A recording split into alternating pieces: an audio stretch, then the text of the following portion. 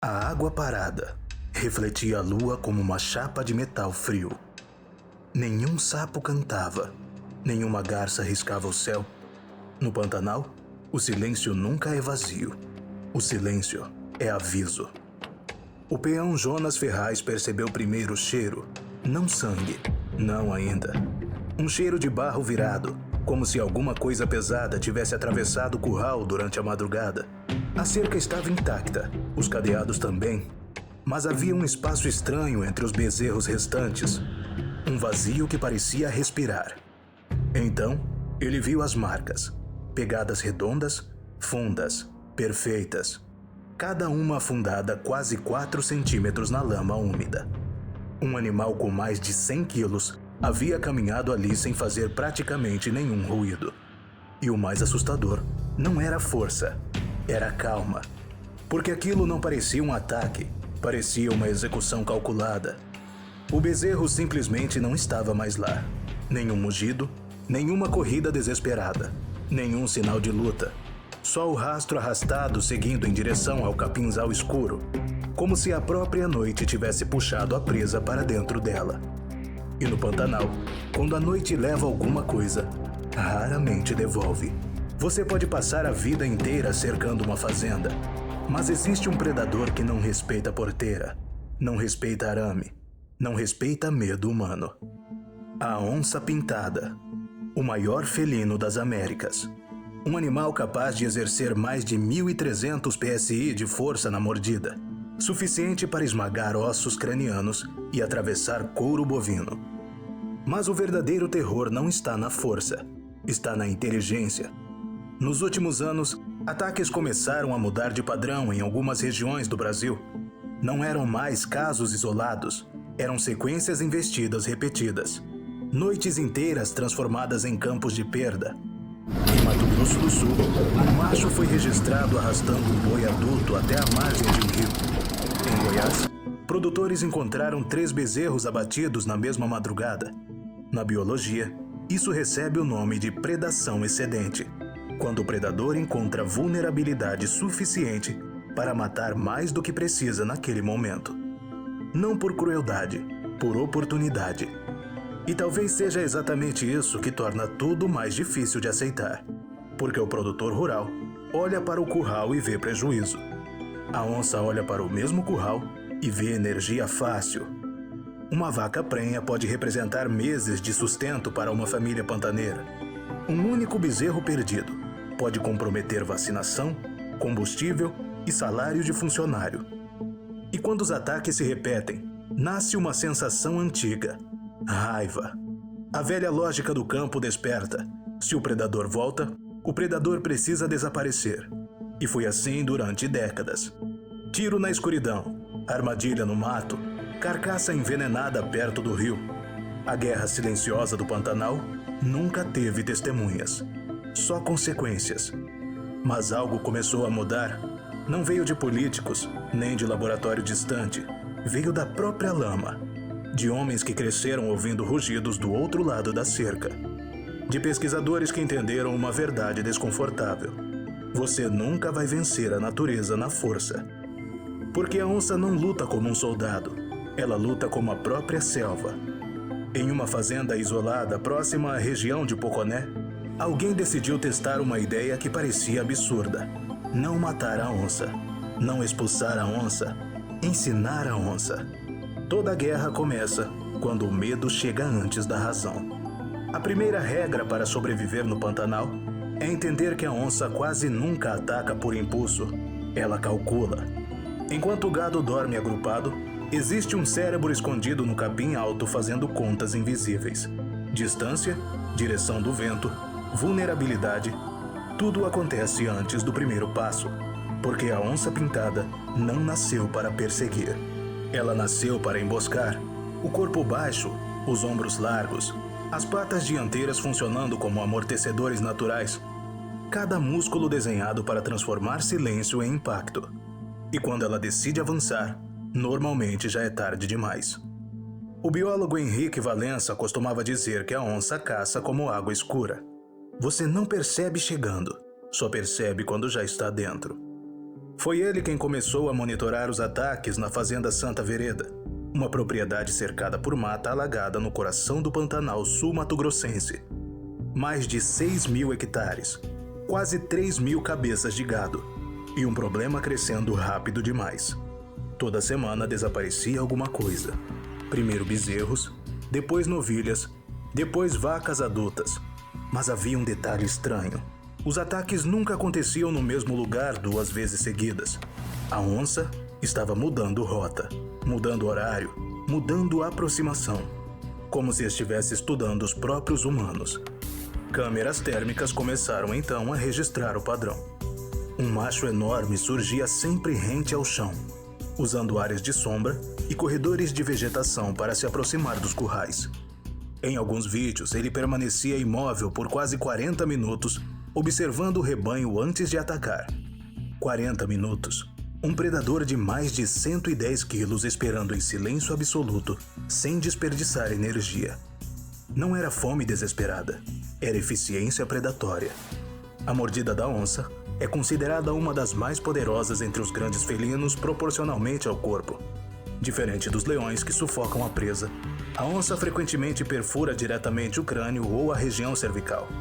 Uma execução biomecânica, curta, precisa, silenciosa.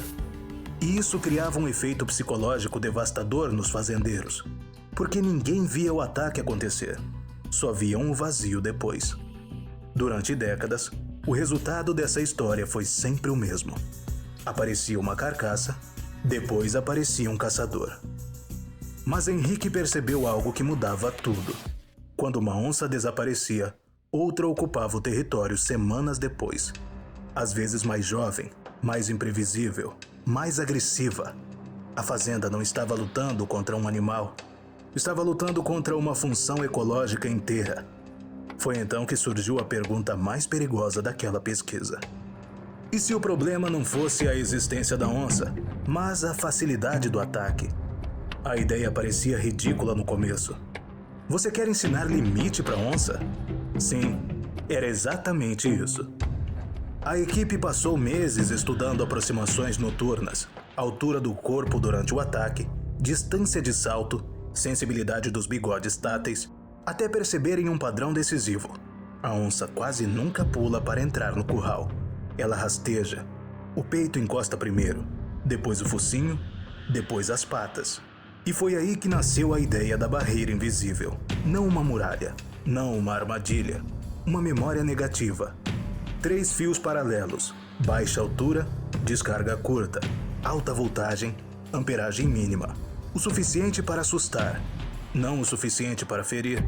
Mas antes de instalar o primeiro sistema, Henrique ouviu uma frase que ficou presa na cabeça dele. Um velho pantaneiro olhou para o campo escuro e disse: "Doutor, se isso falhar, alguém vai morrer." Pela primeira vez, alguém tentou ensinar uma onça. A chuva tinha parado fazia pouco tempo. O chão ainda respirava vapor. As árvores pingavam devagar e o curral permanecia imóvel sob a luz fraca da madrugada. Mas as câmeras térmicas já tinham visto. Alguma coisa estava vindo. 2h13 da manhã.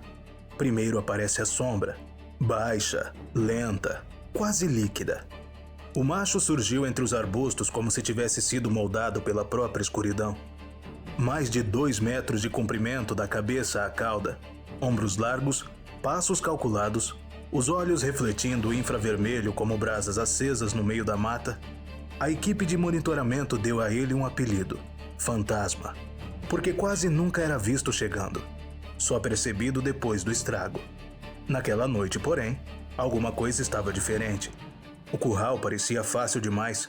Bezerros agrupados, pouco movimento humano, nenhum cachorro latindo. Uma oportunidade perfeita. E predadores perfeitos adoram oportunidades perfeitas. Fantasma se aproxima rastejando. O peito quase toca o chão.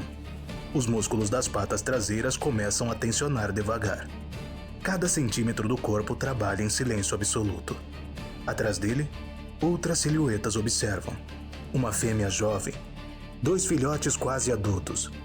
Eles estavam aprendendo, porque filhotes não herdam caça, eles aprendem caça. Observam, copiam, memorizam. O Pantanal inteiro, Funciona como uma escola brutal. Fantasma alcança a cerca. O focinho avança primeiro, depois o peito. Então acontece o contato. O estalo elétrico explode na noite seca como um disparo metálico.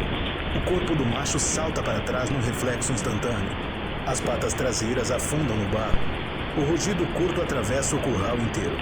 Não era ataque, era surpresa. 6.000 volts. O número assusta, mas existe uma diferença enorme entre voltagem e amperagem. A descarga dura menos de 1 segundo. Não perfura a pele, não causa queimaduras. A cerca não foi criada para destruir o predador. Foi criada para criar memória. E memória muda comportamento. Fantasma recua. Os pelos do dorso eriçados. A respiração pesada. Os olhos fixos na barreira invisível. Então acontece a parte que ninguém esperava. A fêmea para. Os filhotes também. Nenhum deles toca o fio. Nenhum deles avança. Eles apenas observam a reação do macho e entendem. Um predador de topo, aprendendo risco sem precisar sofrer diretamente a experiência. As imagens registradas naquela fazenda mostraram algo raríssimo na biologia comportamental. Aprendizado social entre onças pintadas. Não havia linguagem, não havia comando, só observação. Mesmo assim, a mensagem passou. Esse curral não vale a pena. Fantasma encara os bezerros por mais alguns segundos. Era fome contra cálculo, instinto contra consequência. E pela primeira vez naquela guerra antiga, o predador decidiu desistir. Ele vira o corpo lentamente. A fêmea acompanha. Os filhotes desaparecem atrás dela. E o capim fecha outra vez. Dias depois, as armadilhas fotográficas encontraram o mesmo grupo caçando capivaras perto das áreas alagadas. O sistema não eliminou a onça, só redirecionou o risco. E foi exatamente ali que muitos produtores começaram a entender uma verdade desconfortável. Talvez coexistir custe menos do que guerrear. Se inscreve agora no Terra Felina, porque o que aconteceu depois dessa experiência mudou a relação entre homem e predador em algumas regiões do Pantanal. Naquela noite, o predador aprendeu a sentir medo. Os números começaram a aparecer antes mesmo das pessoas acreditarem. Primeiro veio a queda nos ataques, depois veio o silêncio das madrugadas. E então aconteceu algo que parecia impossível. Os produtores começaram a dormir outra vez. Nas propriedades monitoradas, as perdas de bezerros despencaram mais de 80%. Não foi milagre, não foi sorte, foi comportamento. A cerca não transformou a onça em animal dócil, não apagou o instinto. Ela apenas mudou uma equação antiga dentro da cabeça do predador. Risco alto, recompensa baixa. Fim do ataque. E quando o prejuízo diminui, a raiva perde força. Pela primeira vez em muitos anos, fazendeiros começaram a investir dinheiro não em munição, mas em convivência. Isso mudou tudo, porque o Pantanal sempre viveu preso numa lógica brutal. Ou o gado sobrevivia, ou a onça sobrevivia. Agora existia uma terceira possibilidade: os dois. O veterinário Caio Nogueira percebeu isso durante uma visita a pequenas propriedades ribeirinhas próximas aos alagados no norte pantaneiro. Famílias inteiras dependiam de poucos animais. 5 bezerros, às vezes 3 vacas, era o suficiente para alimentar filhos e manter combustível do barco. E exatamente por isso, a tensão era ainda pior. Perder um único animal podia representar 20% do patrimônio de uma família inteira. Porque quem vive longe da realidade do campo costuma enxergar essa guerra de maneira simplista, como se estivessem vilões óbvios. Mas o Pantanal destrói opiniões fáceis. O produtor não acorda querendo odiar a onça. A onça não atravessa o brejo pensando em maldade. Os dois apenas tentam sobreviver. Só que agora surgiu uma ferramenta capaz de interromper o ciclo antes da morte. As câmeras continuaram registrando as mesmas onças semanas depois, saudáveis, ativas, caçando capivaras e jacarés jovens nas áreas de mata inundada. O predador continuava sendo predador, mas o curral deixava de ser o alvo fácil. E isso provocou uma mudança silenciosa na mente dos próprios pantaneiros, porque quando o medo diminui, o ódio perde alimento. Alguns pesquisadores começaram então a chamar aquilo de fronteira inteligente. Não uma barreira física, uma barreira psicológica. Uma linha invisível onde a biologia encontrou estratégia. E talvez seja exatamente isso que torna essa história tão poderosa. Não foi a violência que venceu o conflito. Não foi a caça. Não foi o extermínio. Foi aprendizado. Você pode atravessar o Pantanal inteiro e ainda encontrar rastros de guerras antigas, carcaças esquecidas, cercas destruídas, histórias contadas em voz baixa perto do fogo. Porque a natureza nunca foi um lugar gentil. Ela é fome, disputa, território. Mas existe uma diferença entre os humanos e o restante dos animais. A onça segue instinto. Nós podemos escolher. Escolher entender antes de destruir. Escolher inteligência antes da vingança. Escolher coexistir mesmo quando o medo continua existindo. E talvez essa seja a verdadeira evolução escondida naquela cerca elétrica perdida no meio do Pantanal. Ele não ensinou apenas a onça. Ela ensinou o homem. No fim, o Pantanal continua respirando do mesmo jeito. A lama continua engolindo pegadas. O capim continua escondendo sombras. E a noite continua pertencendo aos predadores. Mas agora existe uma diferença. Em algumas fazendas, quando a escuridão se aproxima, ninguém mais precisa morrer. A natureza nunca foi cruel. Cruel é destruir aquilo que ainda podia aprender.